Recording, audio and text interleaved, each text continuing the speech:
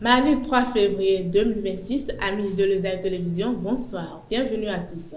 Au sommet de ce journal, les députés de la 10e législature entrent en fonction le 8 février prochain, une étape qui sera suivie par la mise en place du bureau d'âge. À l'international, les djihadistes de l'État islamique ont une fois de plus pris le Niger pour cible en attaquant le camp de la garde nationale d'Ayarou.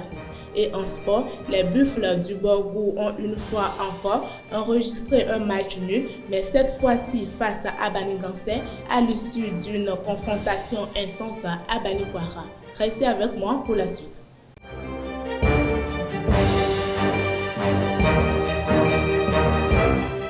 Chers amis, rebonsoir à tous. Les députés de la 10e législature entrent en fonction le 8 février 2026, conformément aux dispositions législatives. Leur installation s'ouvrira par la mise en place du bureau d'âge, instance qui présidera la première séance de l'Assemblée nationale.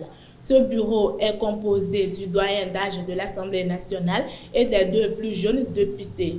Parmi ceux-ci, Antoine Nda, élu du BR né en 1947, est le plus âgé. Il sera assisté dans cette fonction par les deux plus jeunes députés de la 10e législature qui sont Yussa Youssouf, 32 ans, élu du parti UPR, et Traoré Yakoubou Faridatou Zakari Jiarif, 36 ans, élu du BR. Le ministère de l'Enseignement supérieur et de la Recherche scientifique a rendu publique la liste des 167 nouveaux assistants en position probatoire recrutés au profit des universités publiques du Bénin. Selon une note officielle du ministère, ces jeunes enseignants-chercheurs sont désormais mis à la disposition des recteurs afin de renforcer les capacités pédagogiques et scientifiques des établissements publics d'enseignement supérieur. La municipalité de Cotonou lance une opération de recensement des conducteurs de taxi-moto, communément appelés Zémidjan, ainsi que des conducteurs de tricycles. L'enregistrement débute ce mardi 3 février 2026. Cette initiative s'inscrit dans une stratégie de meilleure organisation du secteur et de renforcement de la sécurité des usagers. La mairie précise que cette initiative concerne l'ensemble du territoire communal. Elle fait partie d'un programme global de restructuration des acteurs du transport urbain et se poursuivra jusqu'à la fin de l'année 2026. Hors de nos frontières, de nouveaux combats ont été rapportés ce lundi 2 février 2026, cette fois-ci au Niger, où les djihadistes de l'État islamique au Sahel ont attaqué le camp de la garde nationale d'Ayoru. Il n'y a pas de bilan pour le moment. Des sources sécuritaires évoquent au moins 3 soldats tués et 3 véhicules montés de leurs mitraillettes emportés. Après avoir occupé la caserne, les assaillants sont repartis en direction du nord vers la frontière la plus proche.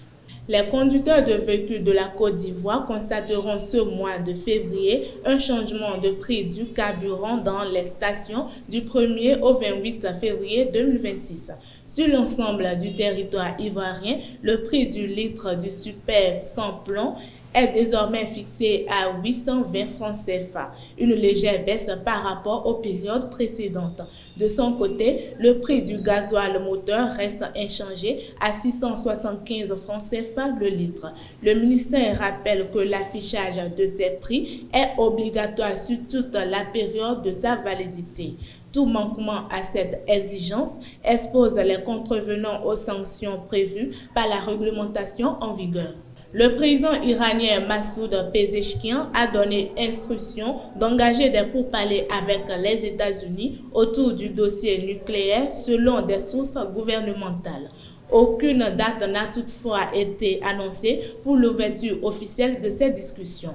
Le chef de la diplomatie iranienne, Abbas Araghchi, autant pour moi, a estimé qu'un accord restait envisageable à condition qu'il soit juste et équitable et garantisse l'absence d'armes nucléaires en Iran.